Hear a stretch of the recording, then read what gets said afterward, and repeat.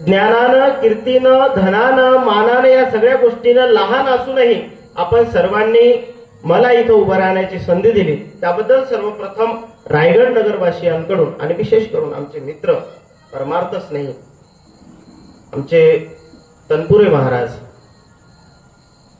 यांची आज्ञा झाली आणि त्यांचा शब्द मला वाटत नाही कोणी मोडत असेल म्हणून विशालरावांना कोटी कोटी धन्यवाद. आणि या कीर्तन सेवेसाठी मुद्दामून ज्यांची उपस्थिती लावली. आता एक कसं झाले माहितीये का, आधारात दगड घातल्यासारखं झाले. मला जर आता गुरुजी आहेत म्हणून माहित असतं तर मी म्हणलं असतं गुरुजी तुम्ही करा कीर्तन, मी भजन करतो. आहे का रामकृष्ण, मी पॉम्पलेट जास्त वाचला, परंतु आज मी विशेष करून म्हणलं असतं गुरुजी तुम्ही करा.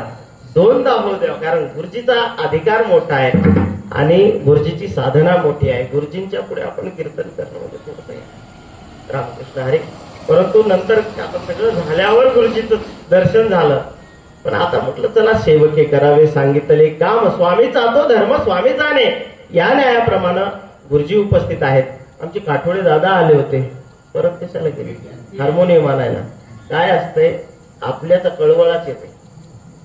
आपलं कसलंही असू द्या, शेवडा असलं तरी बी त्याला ते आपला बाब्याच असते. दादाला मला वाटलं होतं फोन करायची आठवण झाली, पण लक्ष राहिलं नाही. नंतर दादा म्हणले असतील माझा छोटा भाऊ जरा स्वराच्या बाजूला जाईल काय होईल, पण त्यांना माहित नाही की याला स्वरच नाही, त्याच्यामुळं स्वराच्या बाजूला जायचा विषयच नाही. विठाला विठाला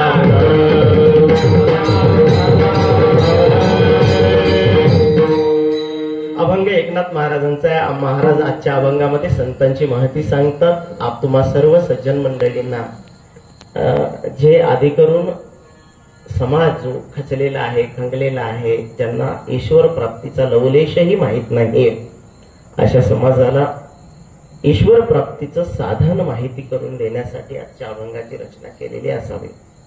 कारण त्यांना माहिती आहे या जगामध्ये सगळेजण फक्त एका गोष्टीच्या मागे लागलेले, ते म्हणजे सुखासाठी.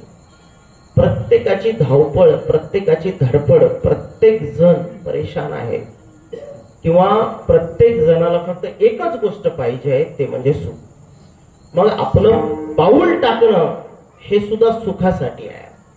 आपली मला वाटतं नजर जी खालीवरी होते, या नजरेमध्ये सुद्धा सुखच दडलेलं आहे. आणि म्हणून प्रत्येक जण सुखासाठी भुकेला आहे.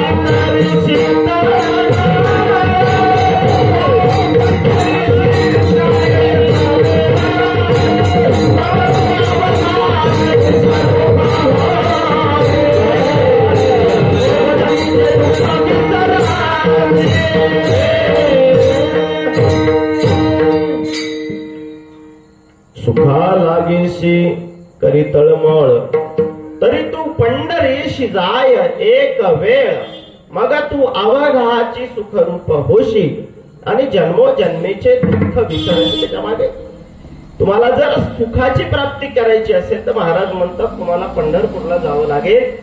पंढरपूरला गेल्याच्या नंतर तुम्हाला निश्चितपणे सुखाची प्राप्ती होईल. एक साधन सांगितले महाराजांनी. अशा अनेकविध नानाविध साधना आहेत.